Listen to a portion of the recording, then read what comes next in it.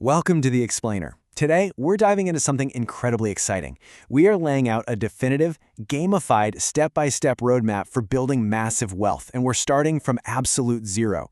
Now, think of this journey as a game, where your ultimate superpower isn't actually having a ton of cash right now, it's having a ton of time. If you're a teenager, you are literally sitting on a goldmine of potential. We're going to map out exactly how to use the massive advantage of time to turn $0 into life-changing wealth. Okay, let's dive into this. We're going to kick things off at the starting line from ages 13 to 15, then move into skills and mobility for 16 and 17, tackle the ultimate 18 adult checklist, and wrap it all up with the absolutely mind-blowing math of compound interest. Whether you're a teen wanting to start or an older viewer needing a checklist to catch up, let's go. Section 1. The starting line. Building the foundation from ages 13 to 15. During these early teenage years, your absolute biggest financial advantage is having zero bills to pay. Seriously, no rent, no utilities. So these early habits set an incredibly powerful foundation. At 13, the most crucial thing is simply getting your money into the market so time can start doing the heavy lifting for you. Then, at 14, since you don't have the stress of needing a reliable monthly income just to survive, you should be trying every hobby possible to build up your discipline. Entrepreneur Mark Tilbury actually talks about his son Curtis waking up at 4 a.m. for swimming practice. Now that obviously didn't pay the bills, but it built this ironclad discipline that he later used to outwork all his competition in business. Then, by the time you hit 15, it's time to get that weekend job and really start stashing cash. So the crucial point is, how does a 13-year-old actually start investing when they aren't even legally an adult yet? Well, the answer is a custodial account. This is basically an investing account that a parent or guardian opens and controls entirely for your benefit. If you're under 18 right now, you need to have a sit-down conversation with your parents about setting one of these up. Instead of asking for physical gifts, ask them to put that money straight into this account for your birthdays and holidays. Let's break down how these accounts actually work depending on where you live. In the UK, it's called a junior ISA, where adults can invest up to £9,000 a year for you, and you get to take control at 16. In the US, you've got UGMA and UTMA accounts. These are great because they allow unlimited contributions. Though keep in mind, going over $18,000 a year will trigger a gift tax. The real secret here, though, use brokerage platforms with super low fees, like Vanguard, to get a massive low-cost head start on your wealth-building journey. Once you hit 15 and start working that first retail job, you've really got to rethink the word save. See, most teenagers save up their money for months just to blow the whole shebang on a video game console or a single day at a theme park. But you need to view your stashed cash differently. View it as a launch pad. The absolute hardest thing in the world is trying to start a business with $0. Even if you only have $100 saved from your Saturday job, using it as a launch pad to make more money is vastly better than just burning it on a literal roller coaster ride. Section 2. Skills and mobility. Investing in yourself at ages 16 and 17. At this age, you are just 2 short years away from stepping into the real world, so your focus has to drastically shift from just stashing money to actively increasing your own personal value. And no, you don't do this by buying scammy online courses from fake internet gurus. You do it by investing in equipment that actually allows you to stack skills. Take Curtis again. He used his part-time job money to buy a $500 iMac from his uncle. Since it was the biggest purchase he had ever made, he literally sat at that Mac and learned everything about it, eventually teaching himself video editing and Photoshop.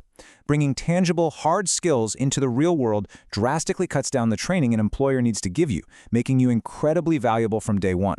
Listen to this rule carefully. To be early is to be on time is to be late, and to be late is unacceptable. This is exactly why getting your driver's license at 17, or 16 depending on where you live, is completely non-negotiable. It provides literal mobility for your side hustles. Honestly, not being able to drive is one of the biggest barriers to making money. If you have a client 30 minutes away and you're relying on notoriously unreliable public transport, you're going to end up being late, you'll look unprofessional, and you will lose that opportunity forever. Section 3. The adult checklist. The age 18 launch pad. Turning 18 is a massive milestone because the financial world officially unlocks for you. Let's move to and see how this builds into a rock-solid launch pad with a rapid-fire sequence of actions you need to take immediately. Step 1. Open your own bank accounts. Step 2. Get a credit card. Step 3. Open a tax-advantaged investing account. And Step 4. Carefully evaluate if university is actually the right move for you. Looking closer at step 1, you absolutely shouldn't just have one single bank account. You need two, and ideally they should be with different banks to keep your savings out of sight and out of mind. Account number 1 is your checking or current account. Think Monzo or Bank of America. That's for your daily spending, and it's where your wages flow in. Account number 2 is a high-interest savings account, like Chase, which literally pays you just for leaving your money there. This second account is specifically for your 3 to 6 month emergency fund. Think of it like a big pot shield potion in Fortnite. It is right there to protect you when things completely dry up. Next up, you've got to build your credit score. Think of a credit score like your Uber rating, but for money. We're so often taught this old myth that all borrowing is inherently bad, but that's just not true. Getting a credit card at 18, using it for totally normal expenses like gas, and then paying it off in full every single month without fail builds an incredibly strong credit score. You don't pay a dime in interest, but banks see you as highly reliable when it's finally time to give you a loan for a house or a business. And this brilliantly illustrates why understanding debt is so absolutely crucial. You have good debt, which acts as leverage.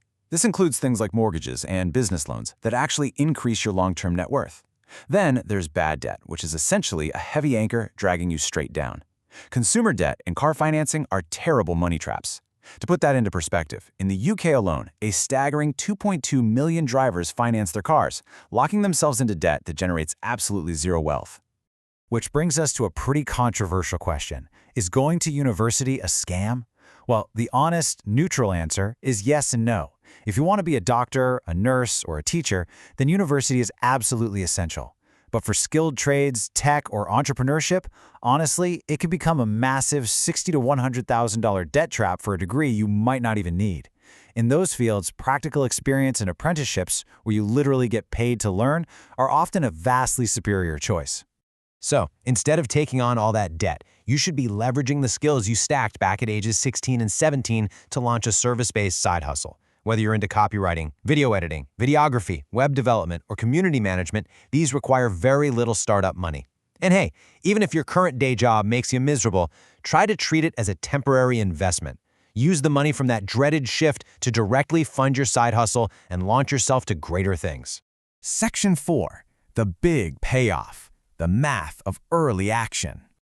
Now, if you're wondering why doing all these specific steps as a teenager matters so much, this is where the undeniable mathematical advantage reveals itself.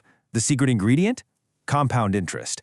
This basically means you earn interest on your initial investment, and then you earn interest on the interest you've already earned.